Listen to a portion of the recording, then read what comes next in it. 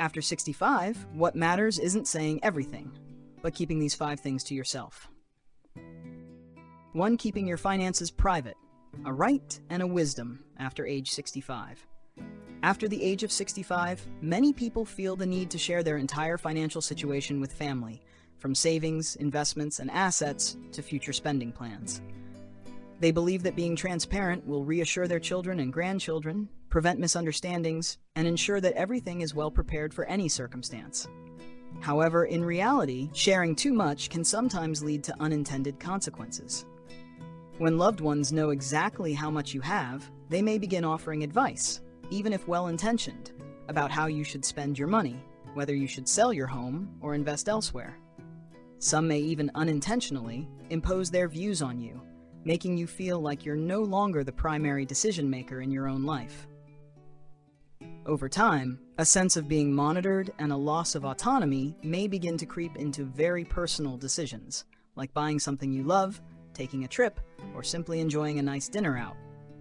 In more unfortunate cases, once your finances are revealed, certain distant family members might suddenly show more interest in you, not necessarily out of affection. The attention may shift from you to your assets. Seemingly caring questions like, "Are you saving anything for the grandchildren?" or "Why haven't you told us about your will?" could actually be signs of expectation, or even pressure. You have the right to keep your financial matters private, not because you're being dishonest, but because it protects your independence and peace of mind. You don't need permission to spend the money you've spent a lifetime earning. Privacy is not secrecy. It is a reflection of the wisdom and self-respect that you have every right to claim. 2. Keep small pains to yourself. Maintain your autonomy. As you age, your body starts to experience small changes. A slight backache when waking up, dizziness when changing positions, or a bruise with no apparent cause. These symptoms are often normal, not serious, and may resolve on their own. However, many people have the habit of sharing every little discomfort with their children and grandchildren, either to receive attention or simply to let them know. But sharing too much about minor aches and pains can have the opposite effect. Loved ones may become overly concerned, beginning to monitor you more closely, preventing you from doing household chores, not allowing you to go out alone, or even making decisions for you, simply because they think you're weak now. This care, though rooted in love, can inadvertently take away the sense of autonomy you wish to maintain. You know your body better than anyone. If a symptom is truly concerning, you know when to see a doctor and when to share it. But mild, fleeting discomforts do not need to be reported every day. The more you retain control over your own health care, the more you maintain trust in yourself, that you are still strong, still independent, and still in charge of your life, day by day. 3. Silence in family conflicts, loving in quiet ways. Once you pass the age of 65, having experienced many ups and downs in life, you realize one important thing: not every situation requires words. Especially in family conflicts, disagreements between children, arguments among siblings, or tensions between grandchildren. The instinct to be a parent or grandparent makes us want to step in, mediate, offer advice, or provide guidance in hopes of making things better. However, the truth is that even words spoken with love can be easily misunderstood. A small piece of advice can be perceived as favoritism. An innocent remark might make someone feel judged. And when emotions are high, people tend to listen with defensiveness rather than reason. There have been many parents who unintentionally become the hurt ones while trying to mediate a conflict that isn't even theirs to solve. Silence in moments like these is not indifference. It is wisdom, a way to maintain long-term peace. You can choose to listen without offering advice. You can gently say, "I trust you will sort it out on your own," expressing faith without intervening. At this age, peace is the most precious thing. You don't need to stand between arguments to show fairness. You've lived long enough to understand that each person needs to grow through their own conflicts. As for you, by keeping your heart light, you're helping to maintain a stable foundation for the family. Fold on to fleeting negative emotions, a silent maturity. In your later years, you understand more than ever that emotions, no matter how strong, are temporary. One day, you may feel sad, frustrated, or disappointed with your children or a thoughtless action from a loved one. It might be the feeling of being neglected, not receiving the attention you once did, or simply a careless remark that hurts. In moments like these, it's easy to lash out, express resentment, or create a heavy atmosphere in the family. But if you pause for a moment, take a deep breath, and let those emotions pass without speaking them out, you'll find that you preserve something more valuable. Negative emotions, if shared too quickly, can easily turn into harsh words, making the listener feel blamed, even though they may not have intended to hurt you. Especially with grandchildren, who lead busy lives under a lot of pressure. They might not always be attuned to your feelings, but that doesn't mean they don't love you.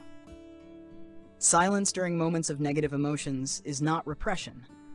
It's a way of taking care of yourself, not letting sadness spread, not letting anger become a burden on others. You can write your feelings in a journal, take a walk, listen to music, or talk to a peer, instead of pouring it all onto your grandchildren. You've lived through enough seasons of life to understand that today may be filled with sadness, but tomorrow could be full of laughter. Choose to share the emotions that truly matter, the ones that are genuinely important. As for fleeting anger, mild sorrow, let them quietly dissipate into the wind. 5. No need to keep talking about unfulfilled dreams. The past is not a scar. As the years go by, sometimes we look back on the past with a quiet sense of regret. Perhaps you once dreamed of pursuing higher education, wanted to build a bigger house, or planned to take your whole family on a faraway trip, but never got the chance.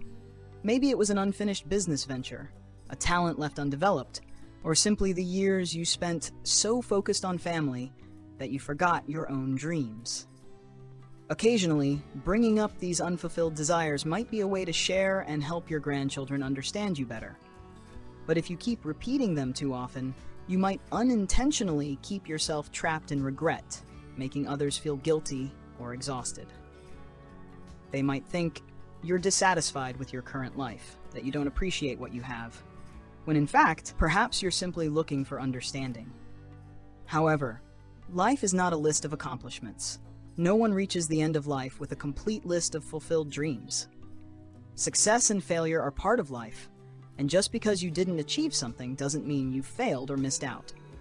There are things that didn't come to pass, but in return, you have other priceless gifts. A loving family, grown children, cherished friends, and unforgettable memories.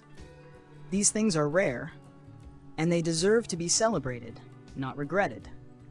If you keep talking about the should-haves, if only, and what-ifs, you're pulling yourself back to a past that cannot be changed. Meanwhile, the present is unfolding right in front of you. You may not have learned English when you were younger, but you can still learn a few new words every day. Perhaps you never painted a picture, but no one's stopping you from picking up a paintbrush now. The things you haven't done are not secrets to hide, but they don't need to become a constant source of worry. Your grandchildren don't need a grandparent living in regret. They need someone who inspires with calmness, a gentle smile, and an attitude of acceptance of life as it is, and still lives fully each day. You don't need to keep talking about what you haven't done. Instead, share what you have done, with all the love, strength, and generosity that you possess. Because in the end, life isn't about perfecting every dream, but about finding peace when looking back and smiling at yourself. Life after 40, 50, or any age really, isn't just a downhill journey. It's a new chapter where you have the freedom to live more lightly, mindfully, and freely. When you learn to keep certain things to yourself, like personal finances, small health issues, negative emotions, unfulfilled dreams, or matters that others didn't ask you to worry about, you are protecting your inner peace. This isn't about hiding. It's a form of maturity. There's no need to prove anything. You don't have to say everything or share everything in order to be loved. Sometimes the depth of a person is found in what they choose not to say. By keeping some things for yourself, you create space for healing, joy, and things that no one else has touched within you. And it also spares your loved ones from carrying unnecessary burdens. Live like a still lake, deep, calm, and reflecting the entire sky. If you're at this age, I wish you peace, fulfillment, and many beautiful things ahead. Thank you for listening.